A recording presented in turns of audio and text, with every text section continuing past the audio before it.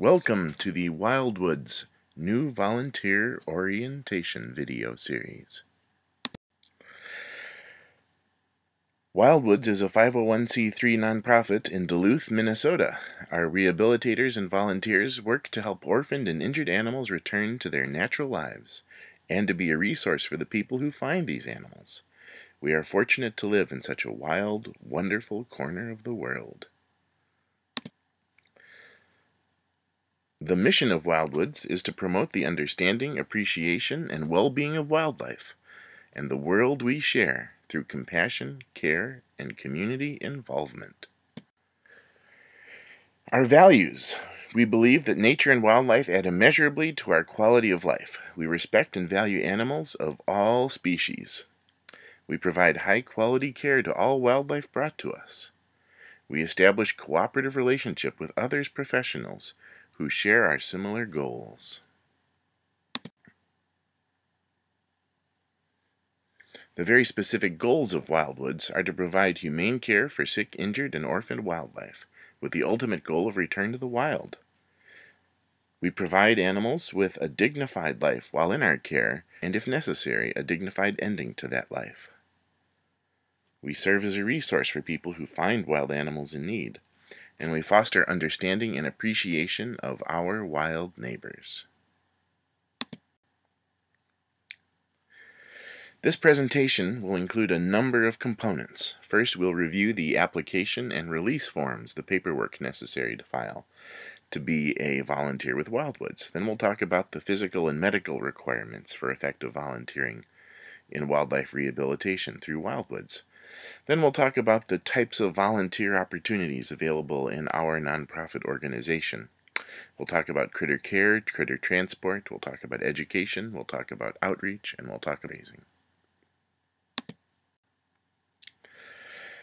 The application and release, two different sets of paper, both of which need to be completed to be a volunteer with Wildwoods. Why complete the application? Number one, we need to know what interests you and what you'd like to do as a volunteer. We ask that you tell us what your strengths are, what the skills that you bring to us are, and what the skills you'd like to develop with us might be. There are a number of boxes to complete on the application. We ask that you not check all of them. If you check all of them thinking you're trying to be helpful to the organization, you're going to get a phone call from the coordinator of each of those areas asking if you'd like to help, and that's a quick recipe for burnout. Select those areas of volunteering that you find rewarding, that give something to you, whether that's a personal experience of satisfaction or whether it's the opportunity to develop a new skill set. We also need to know the best ways to reach you. Volunteers are to us from a variety of backgrounds. Is phone the best way to reach you? Is texting? Is email? Let us know. And we need your emergency contact information in case anything happens to you while volunteering with Wildwoods.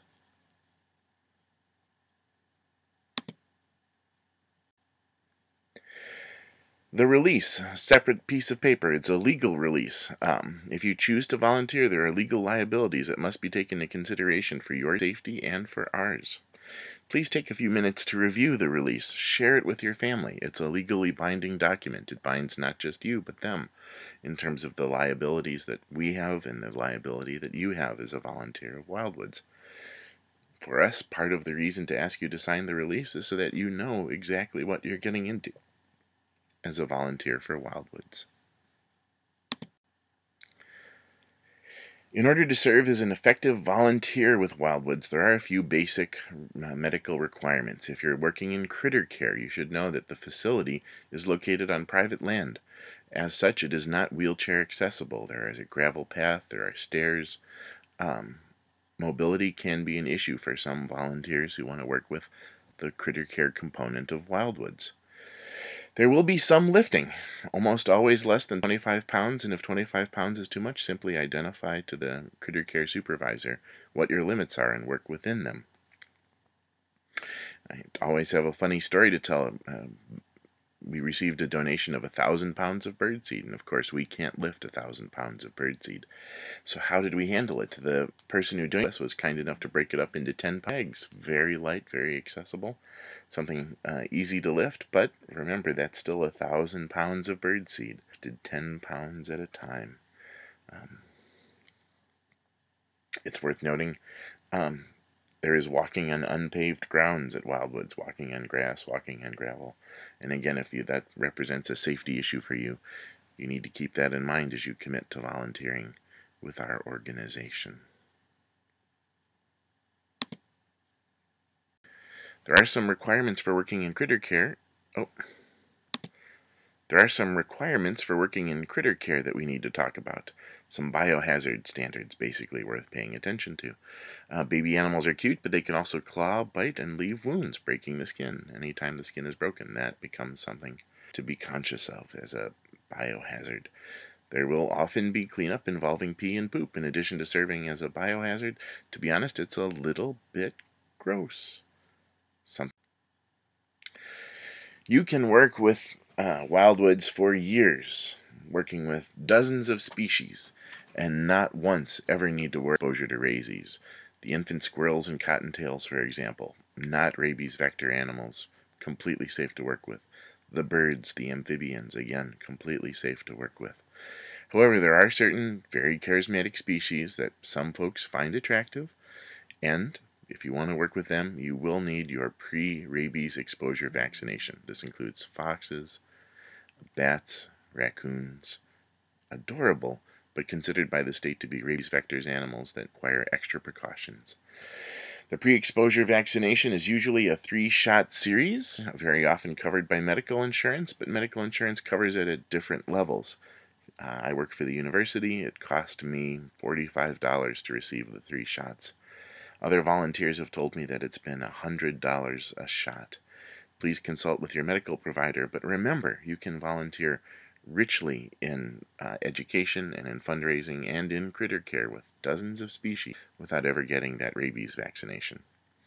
Additionally, we are working with sharp objects, and it's worth noting that to be a volunteer with Wildwoods, you need to be up to date with your tetanus shots.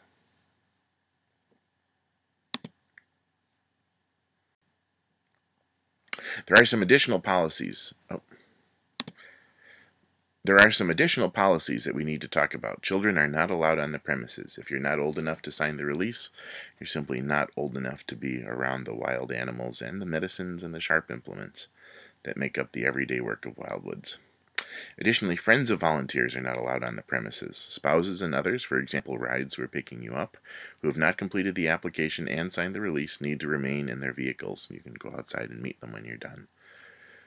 Those who have signed the release and the application can either wait in the volunteer area for you, or, frankly, they can come on in and help. This is how I got lured into being a volunteer. I got tired of waiting for my significant other to come outside, signed the release so I could go inside to wait, and next thing I knew, I'm a volunteer.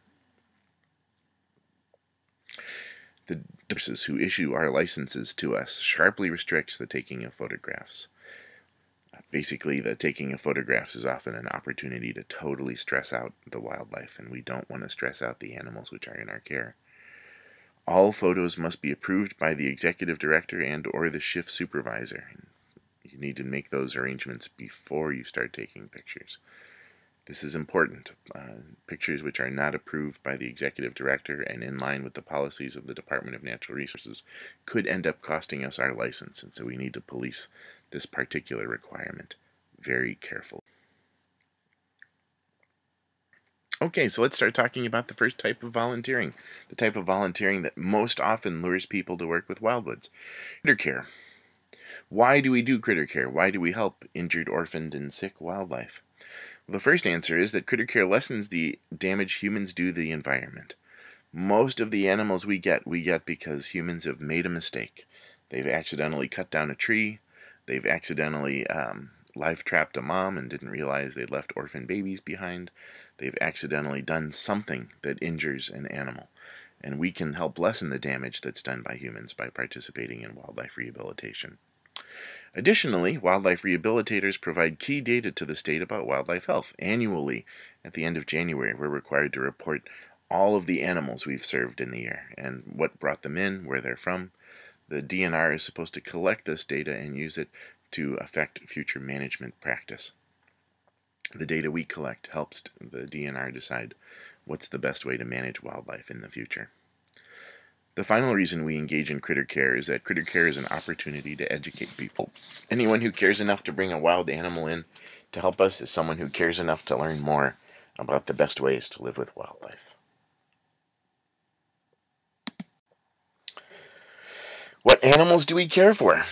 Well, most commonly we work with small mammals. Single species we deal with the most are squirrels, but we deal with several other small mammals. We've had foxes, raccoons, bats, and a large variety of small mammal species. We have been called upon to work with large mammals, bears and bobcats. A juvenile bear that woke up too early from hibernation in Jay Cook State Park was the kind of species we worked with. We just helped basically secure it and transport it somewhere else. Same with bobcats. We've had a few of those, and again, we give them some basic triage care, and we help move them to a facility that's better prepared for a large animal. We do tons of work with waterfowl.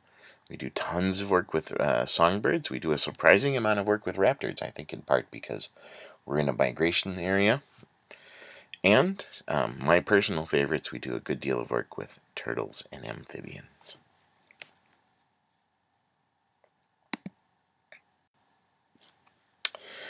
Critter care begins with record keeping. The first thing we do is record the weight and condition of the animal on intake. Then we can record the weight and condition of the animal daily. Why do we do this? Well, the state actually gives us recommendations about what the proper feeding of an animal is based on its age and weight. And so we have to carefully track the condition daily so we know the best standards of care to give it. We also collect data from the persons who drop off the animals. Why do we do this? Well, it's a state mandate that we know where the animals are found and what their issues and concerns are, again, so we can report that to the DNR. But the other reason we try to connect this data is that someone who brings us an animal is someone who might be a future volunteer or a future donor to our organization. We want to know more about them.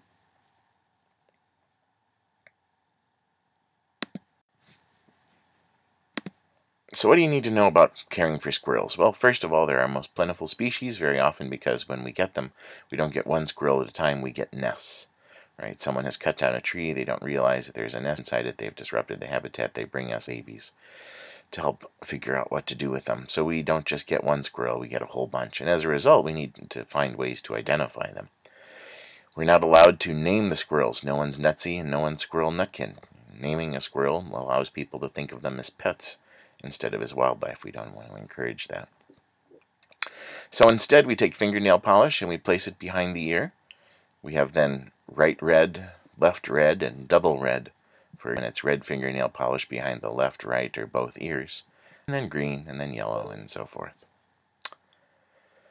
Caring for the squirrels is probably most surprising in one dimension. Baby squirrels don't know how to urinate, and so every day we need to stimulate them to urinate. We take a small wet paper towel or some other device. We use it to stimulate the organs while holding it over the sink, and we stimulate the animal to relieve itself, and then we feed it. This is probably one of those most surprising parts of the task for volunteers, and there's always one or two volunteers who just can't do this. It's not comfortable for them. We understand that. There's plenty of other things you can do for the organization.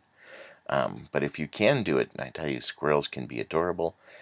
Many of the volunteers say that there's just something quietly relaxing about being left alone with a squirrel in the shed, learning its rhythms and carefully feeding it what it needs to survive. It's a rewarding experience and one very much worth doing.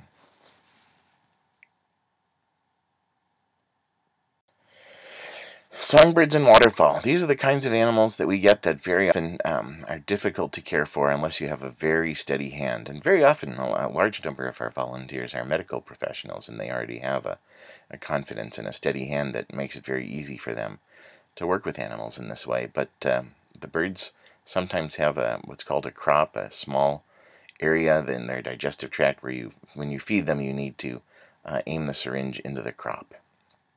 If you miss, you run the risk of sending the food not into their digestive system, but into the respiratory system, and that can be deeply unhealthy for the animal. As a result, I always get a little bit anxious. I'm not very confident. I'm not very stable. Not steady enough of hand to believe that I can do this. But if you're someone who has this ability, oh my goodness, we need you. Infant baby birds need to be fed up to 4 times an hour at the beginning of their time with us. And so it's important to have volunteers who are confident and capable and willing to help these animals in need.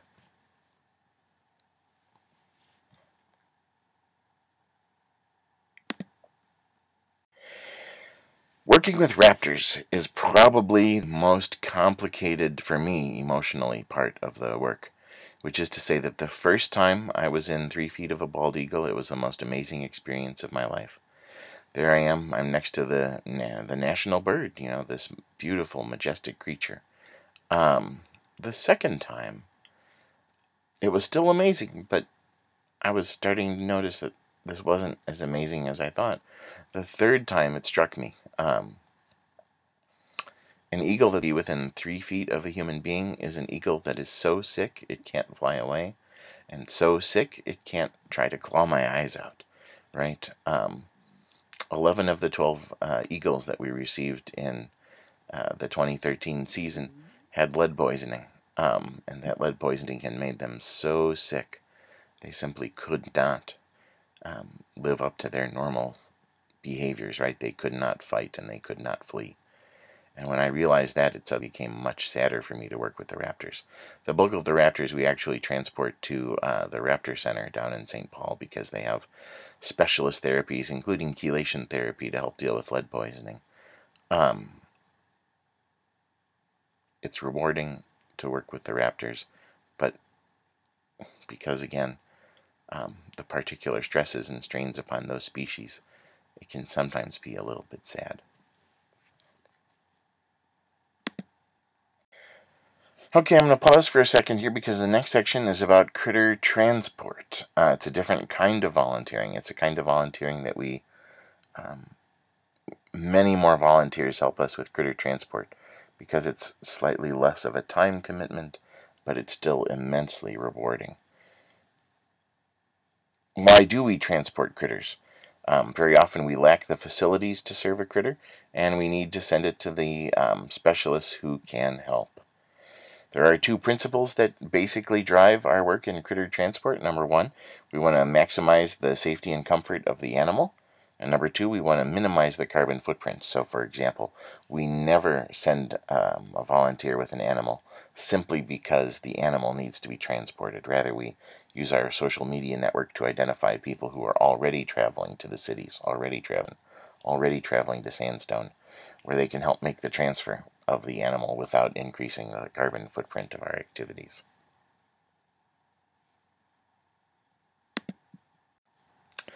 So what kind of critters do we transport? The animals that need more medical help than we can provide at Wildwoods. In the past, this has included eagles, owls, woodpeckers, raccoons, turtles, bears, bobcats, and more. It's really a wide spectrum. It's not just determined by the species, it's also determined by the nature of the injury or the sickness.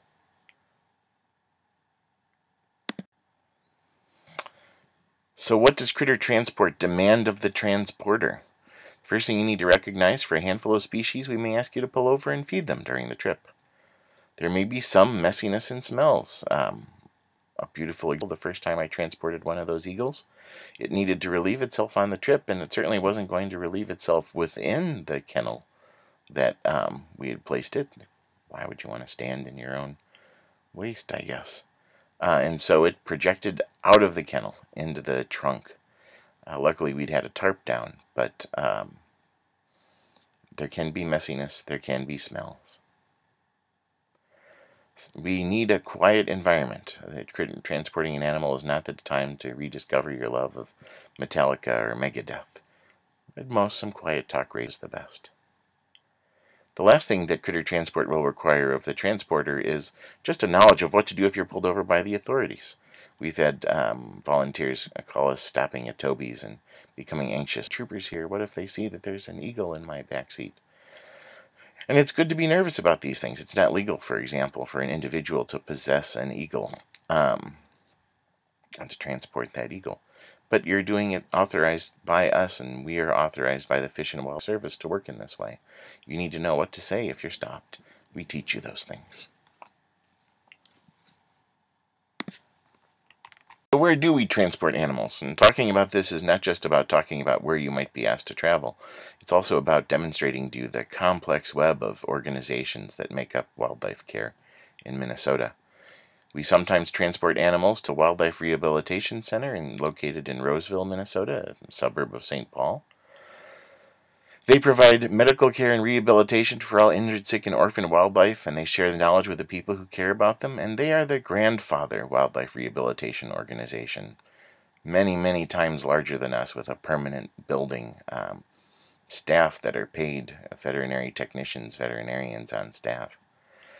They are what we aspire in many ways to someday become, and we're grateful to be able to partner with them in knowledge and in critter care. We will transport critters to the Raptor Center, which is located in the St. Paul campus of the University of Minnesota by the fairgrounds. Their mission is to ensure the health of raptors and the world we share through teaching, research, and service. We send them all sorts of birds, but only those birds of prey. It's their specialization. They are, internationally recognized for the work they do with them. We're grateful to be able to partner with them in this way as well.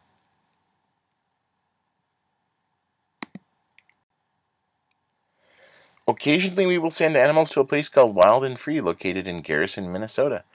They are committed to professionally rehabilitate wildlife, to re-educate and to promote the conservation of the natural environment. They do all kinds of critters, but we basically send to them the ones that are too large for us to handle. They have just much more space for those animals to roam and to heal, and we're grateful again to be able to partner with them for those species that we just can't work with. We're too small at this stage.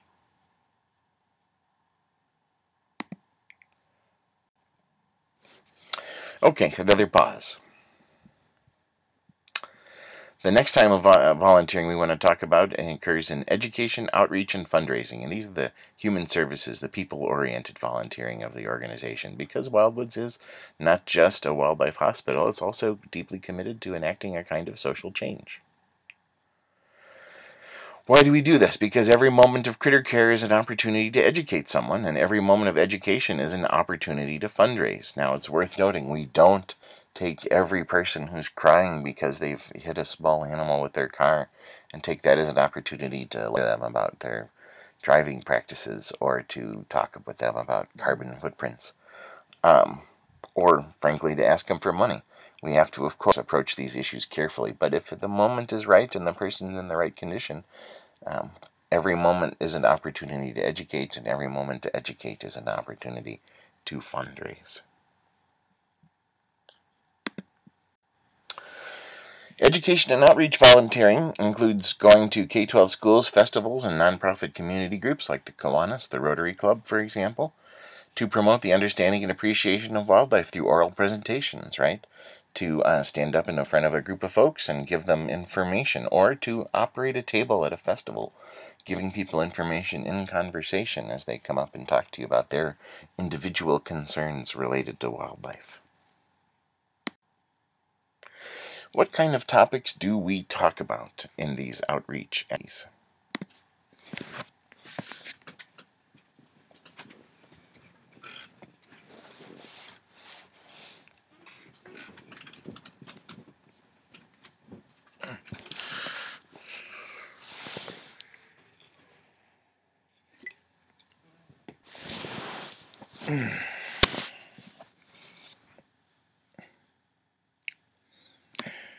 One of the most important issues for us of late has been the use of lead ammunition and lures and the negative toxic effects that has on the environment. I spoke earlier about those eagles with lead poisoning, and how does an eagle get lead poisoning?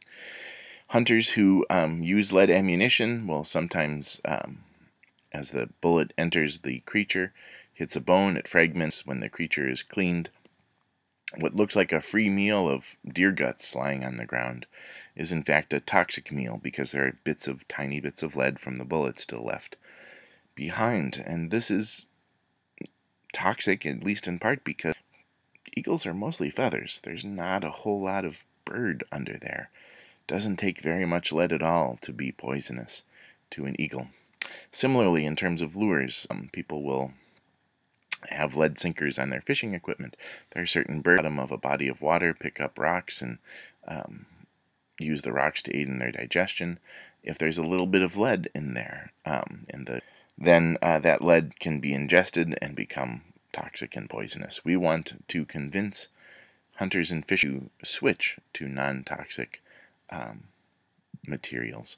I had a friend over from the United Kingdom, took him to the Marine General, and when he walked in, he was startled at the choices available to a fisherman in the United States. He thought he was in Wonderland. Then, about 5 minutes in, he said to me, "You're barbarians."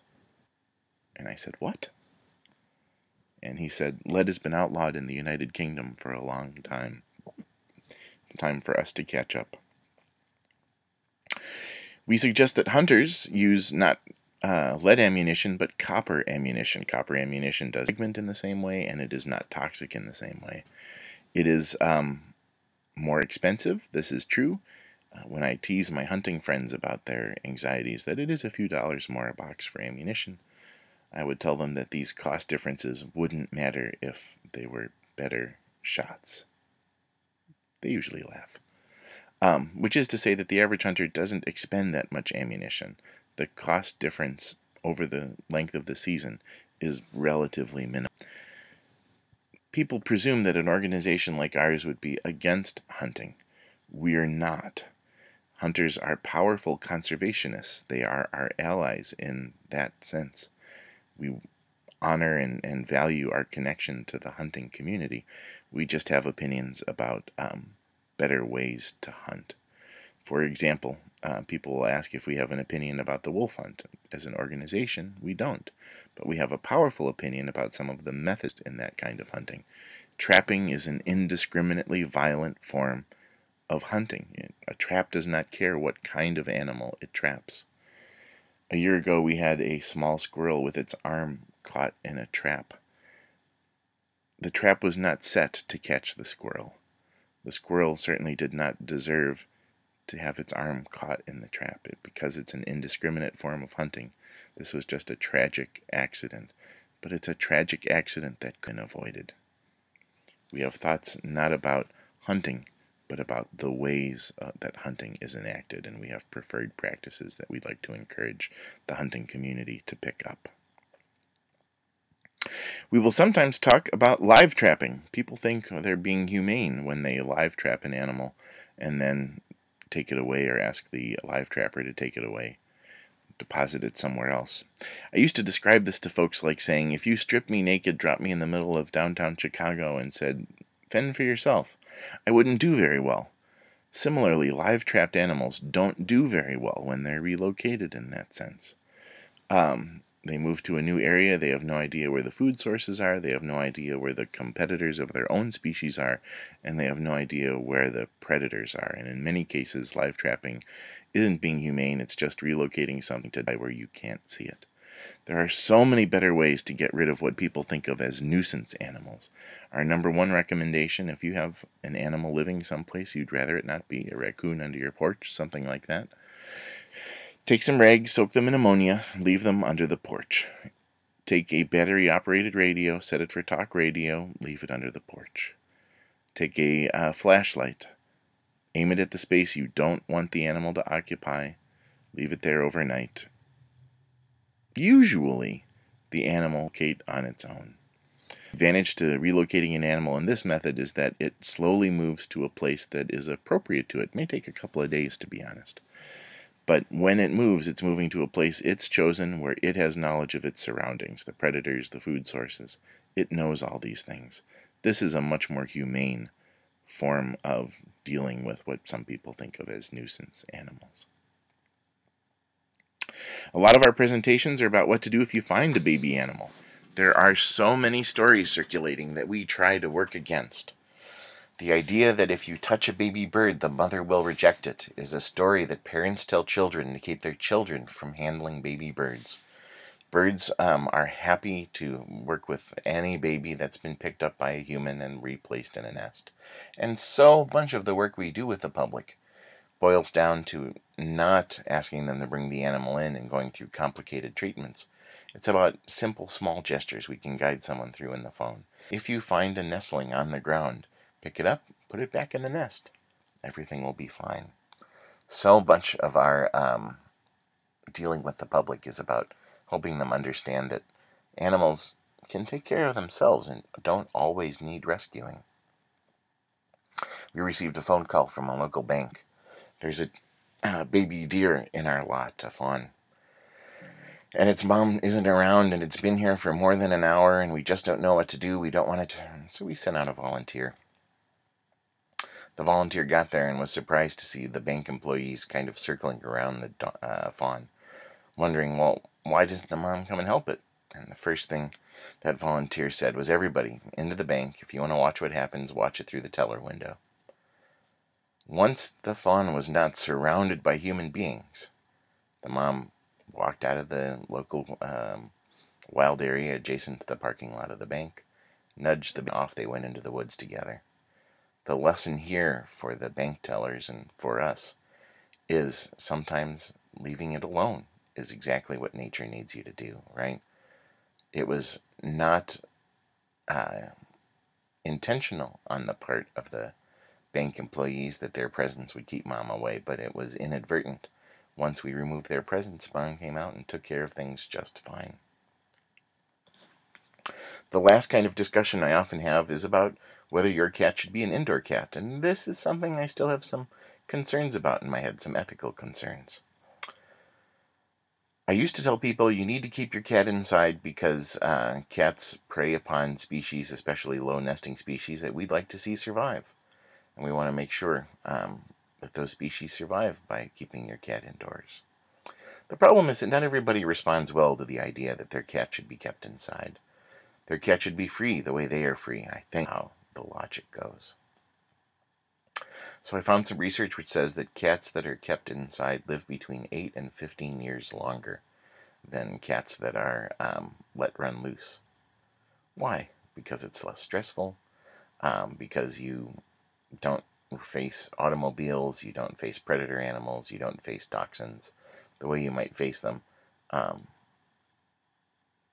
in the outside world.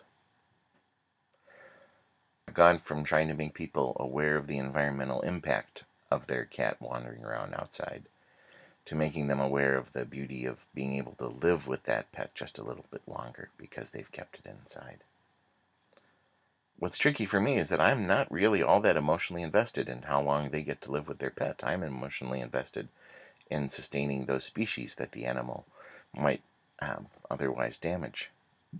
I worry sometimes about whether I'm not being honest enough educator. If you decide to participate in education, thinking through these kinds of questions is immensely interesting. Do online fundraising, for example, through Groupon, through Give to the Mac organizations and systems like that.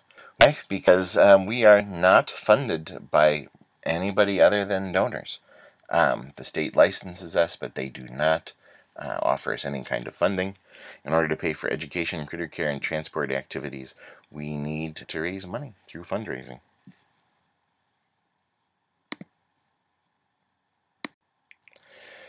Fundraising can also consist of writing. We're trying to develop an estate giving plan, which we think might have some possibilities. And we're always looking for people to build partnership with, and organizations, corporations in the region. One of the local parishes in town, for example, made us the charity of the month. People were invited as they were tithing to their church to also support Wildwoods, which was just a remarkably generous thing for that church to do. We're always looking for partner organizations and partner businesses. If you have ideas in these areas, please contact us. So what have we done today? We've reviewed the application and release. Those need to be brought with you when you schedule your one-on-one orientation and training session. We've reviewed the medical requirements, including the mobility requirements, the rabies and tetanus shots. And then we've talked about the major types of volunteering: critter care, critter transport, and outreach and fundraising. So what are the next steps for you? If you're interested in critter transport especially, and you have access to social media, please like us on Facebook. That's where most of the critter transport announcements go. If you'd like to work in critter care after you've completed this orientation, you can schedule your one-on-one training in squirrel feeding. And again, bring your application and your release and any questions you have for those folks who will be interviewing you and then training you in that first day. The fundraising committee generally meets once a month. If you're interested in helping with fundraising, please talk to them.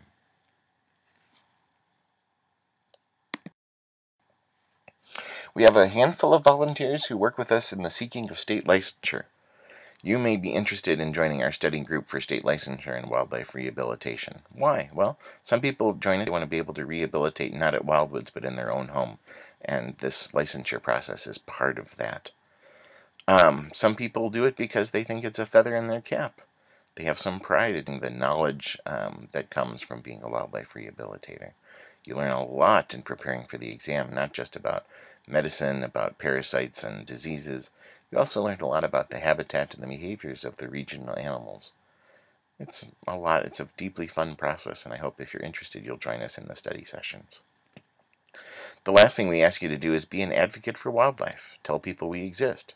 Tell us about opportunities for new volunteer education and fundraising. Share your respect for our wild neighbors.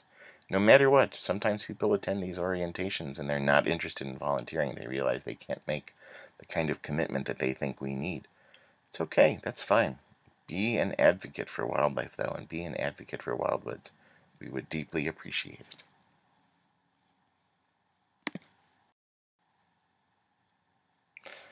These are the URLs for more information about Wildwoods, and if you have more questions, I hope you'll send us an email, contact us on Facebook. We will help you as quick as we can. Thank you so much for sitting through our initial orientation.